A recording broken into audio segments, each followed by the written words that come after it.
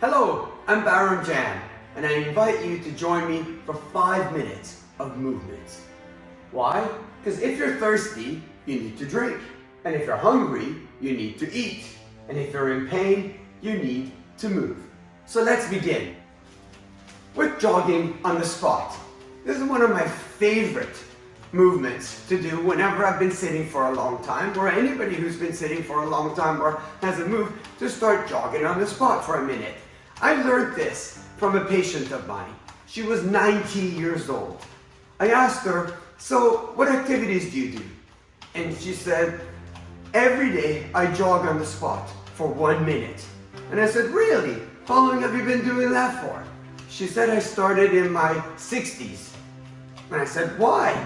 She said, I thought if every day I could jog on the spot for 1 minute, I'd always be able to jog for 1 minute.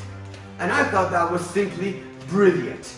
So since then, I've been teaching most of my patients this 1 minute jog on the spot, as I do it myself.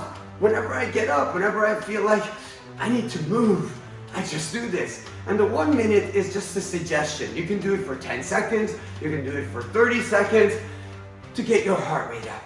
And stop. Never do any of these movements if they don't make you feel comfortable. Other movements include just bouncing up and down, like making yourself feel like a wet noodle. Bend your knees as you do this. Just slightly bend your knees and up and down, as you jiggle, Be wet noodle. Then you can just focus on your arm. Focus on moving your arm in any random direction. Make it like a wet noodle. I know it feels weird. As you're jiggling up and down, move it up, down, sideways. And then the left arm. Just have awareness of moving that arm. Left arm, good, forwards, backwards, just like a wet noodle. Then you can go to your legs. You can hold on if you wish. Just as you're bouncing, wiggle your legs up, down, sideways, back. Now, how many seconds or times, that's purely up to you. Do it for 5 seconds, do it for 10 seconds, do it for 1 minute, whatever you desire. Then go back to your wiggling. You can turn your neck to the side. Next, I love this. It's called just arm swing rotations, where you're just bouncing, like kids do this. As you just rotate, you say, I'm just chilling, I'm rotating, I'm rotating, I'm rotating. And usually by the end of these few movement sessions, I like to end off with self-tapping. Self-tapping involves just the touching of your own body to make your body feel like it's alive. Now, you can tap as many times as you want, back of the hand, front of the arm, inside the arm, the other arm. Good. What tapping does is you're telling yourself, hey, wake up.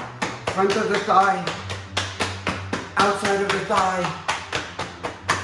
buttock, back of the thigh, back of the calf, front of the shin. Go to your stomach, tap yourself, your back, your kidney area. Then you can start with also tapping or cupping the areas where the lymph nodes are. And that helps theoretically lymphatic drainage. One of the best places you can tap is the armpit. Just a few times. You can make it cup as you do this. And then, of course, you can tap the other arm. And you're moving, you're trying to move blood, you're trying to move lymph. The other area to tap is in your elbows, front of your crease of your elbow. That's where there's also quite a few lymph nodes. Just tap them. Next area to tap for lymph nodes is the groin area. You can use the karate chop area, just like this. Go back and forth. Go back and forth. And how many seconds you do this is purely up to you. Be gentle. It's not the harder the better. Be rhythmical if you wish. And the final place is the back of the knees, where there are also lymph nodes. Just bend your knees softly so you can access them.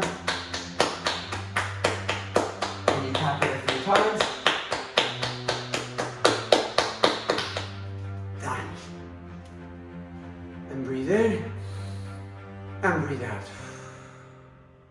It's pretty difficult to do this 5-minute routine and not feel rejuvenated afterwards. Have a wonderful day.